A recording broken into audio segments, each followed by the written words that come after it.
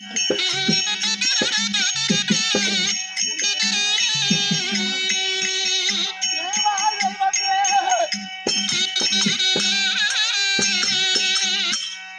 திரேசிய வழியாக வில்லை வளைத்து மங்கைய மாலையிட்டார். ஆமாம், என்னுடைய மன்னவர்.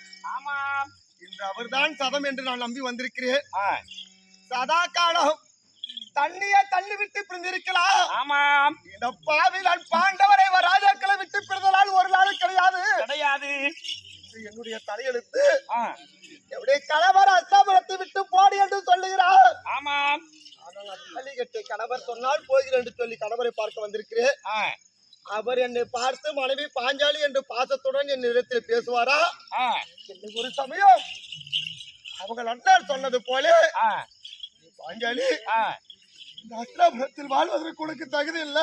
ஆமாம், போடி என்று சொல்லிவிட்டால் நான் எங்கே போக போகிறேன்?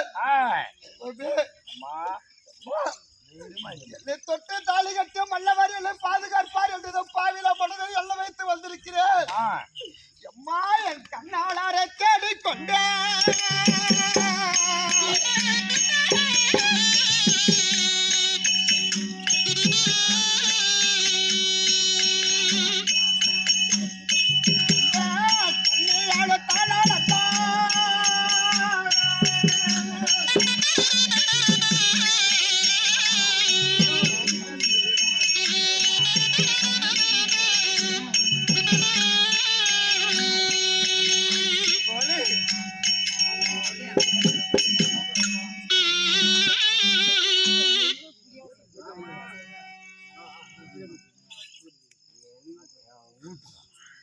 ஆமாம், பாஞ்சால நாட்டில் எனக்கு திருமணம் செய்வதற்காக சுயவார வேள்வி தாயார் வந்துருக்கு என் முன்னாடி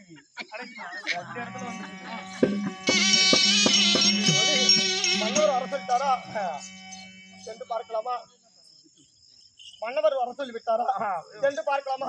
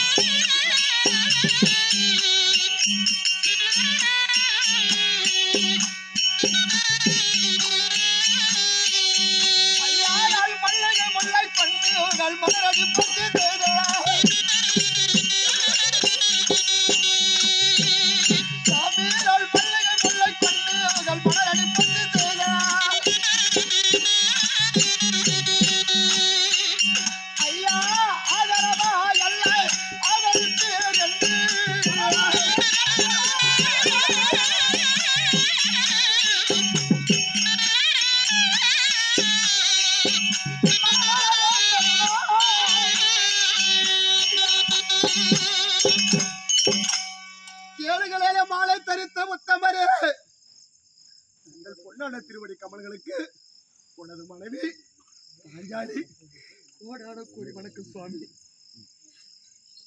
அண்ணா மகாராஜா,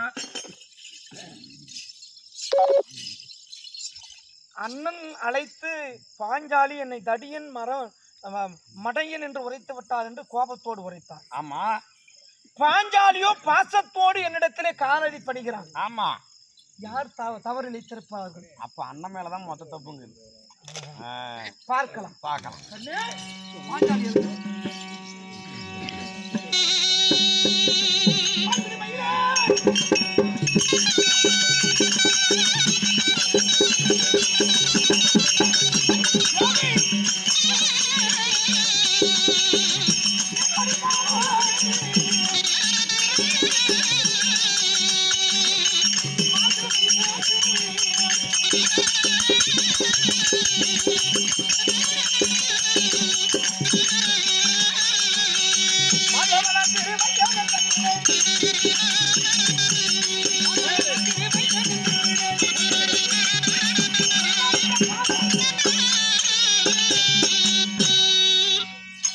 மன்னனின் பாதத்தை பணிந்தபடியா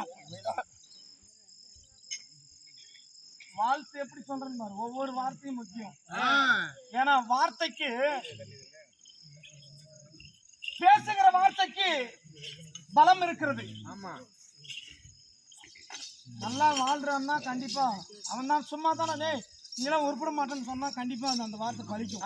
எந்த தகப்பனும் பள்ளியை பார்த்து நீ உருப்பிட மாட்டேன்னு சொல்லக்கூடாது. ஆமா. அந்த வார்த்தை அப்படி வார்த்தைக்கு வலு இருக்கிறது, பலம் இருக்கிறது. அதனால் தேவி என் பாதத்தை பணிந்தபடியா ஐவராஜாக்களையும் இணை பிரியாமல்